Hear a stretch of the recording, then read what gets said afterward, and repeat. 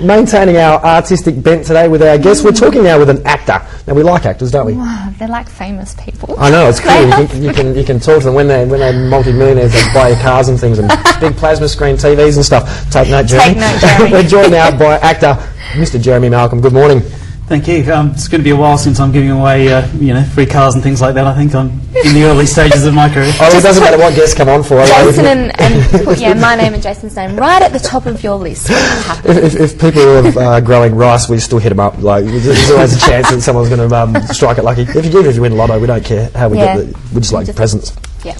How did you get into acting, Jeremy? Well, like a lot of people, I got into it in primary school, and I did some radio plays for the ABC and stuff, but then I gave it up for about 10 years or so, and I only just relatively recently got back into it through community theatre, so it just goes to show that, people can, if they think they've given up their dream of acting, you can always get back into it. It's pretty easy to get back into through volunteering for community theatre and short films and stuff. Is that how you did it? A lot of volunteer work? Yeah, you've got to pretty much take any work that comes along, whether it's paying or not, because firstly, you want to support the industry, and secondly, you've got to get your name out there and get yourself known if you want to later get paying work.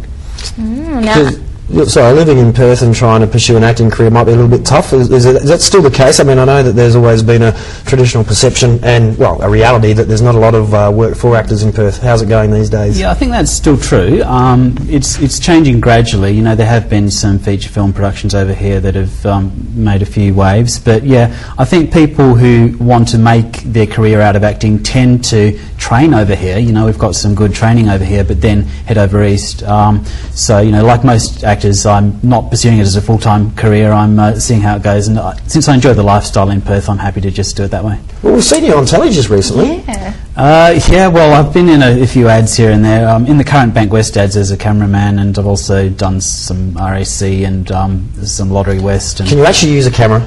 I also make short films as a hobby, so that actually came pretty naturally to me. Yeah. The only reason I ask is I found out the other day that the people in the Bunnings ads aren't actually Bunnings employees. Yeah, I know. They're it's surprising. Yeah. No, they're actors. Yeah, I know. I didn't know that. I thought they were just really... But anyway, so we'll get off that. How important is management as far as getting work? Most of the paying work that you do get in Perth is ads, and so you need to... most of the time you need to get that through your agent. But I've also had some volunteer work through my agent as well, because she also likes to support the industry, and so that's the way that she does it. She refers her members to short films that don't even have a budget. So it's good to see someone out there pushing it. That's right. Now, you've got an upcoming film that you're in called Selling Hopkins. Yes. What is this about?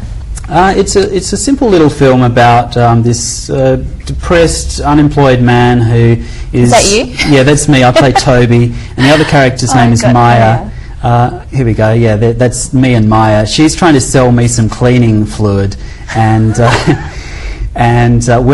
humour of the film comes from the fact that we're so awkward with each other.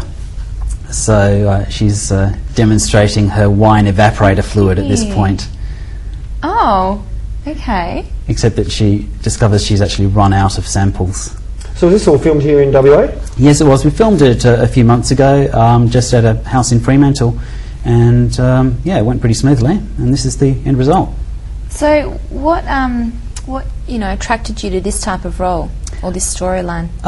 Well, I actually related to the character because it sounds... Well, I've just said he's such an awkward, socially inept character, which seems to be not complimentary to myself. But no, there were elements in him that I liked, and I think the other actor was the same. We just thought we could relate at some level, and you've got to, no matter how weird the character you're portraying, you've got to try and relate on some level, and I think that's the key to making them come to life. So working with writer-director Scott Aythorne, how was that? Oh yeah, he was really professional. I mean, he's another example of someone who's come up through the industry doing unpaid work, and this is his first funded feature that he got some funding for. But I think he's going to go on from here, and perhaps we will hear more about him in the future. Now we've got a bit of a clip to have a bit of a look at. Can you set us up with that? Tell us what we're going to be seeing. I don't know what we're going to be seeing. We had a little thing where she was splashing the wine over the carpet. Is that what we're going to be? Well, I've just been informed by my magic earpiece. It's a bit of a monologue of yours. So here we go. This is Jeremy Malcolm in Selling Hopkins. I am in control of my goals. I am in control of my goals. Each day brings new possibilities. Each day brings new possibilities.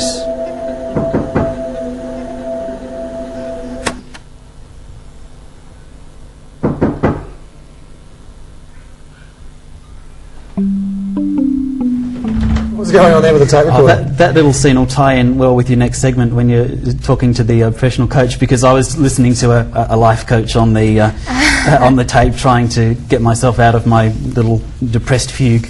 So does it end up warm and fuzzy?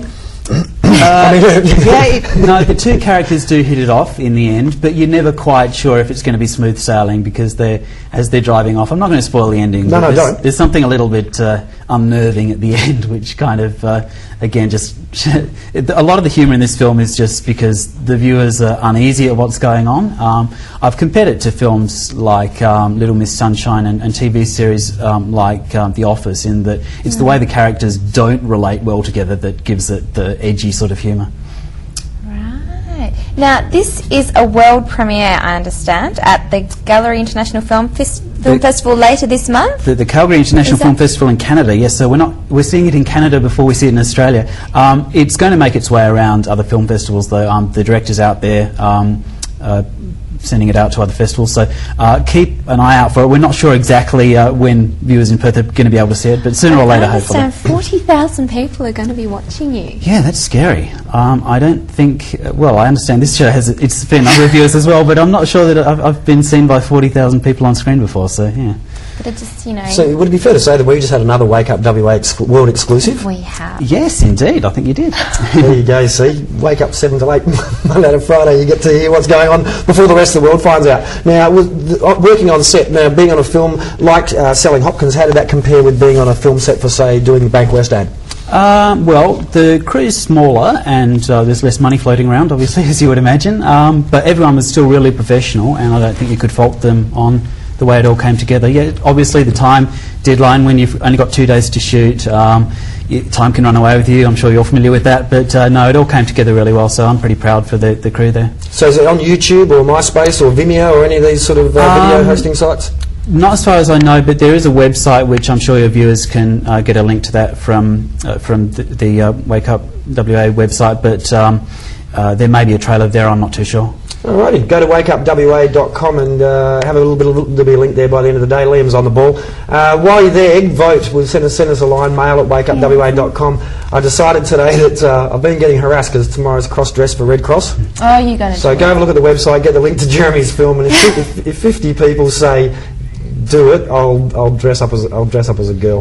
But there we go. I was going to call you Jeremy Hopkins. Jeremy Malcolm from Selling Hopkins. Thanks very much for coming in this morning and sharing a bit of that clip with us. Good luck in Calgary with the worldwide launch. Yeah, and 40,000 viewers. Fly the flag for WA. That's 40,000 just all in one audience. I mean, yes. I reckon 40,000 people watch us in the morning, but they're not all right there, so they can't boo us when we do things bad, which is probably just as well. Live TV, at least you get to edit yours. Jeremy, thanks. Just sit there for just a second because we're about to find out what's going on in the news, because Anita's going to give us another news update. Okay. Selling Hopkins, check it out around the place. Jump on the website later on today to find out how to have a closer look. Get to see a West Australian product before the rest of the world already makes it famous. But now it's over to Anita with the news.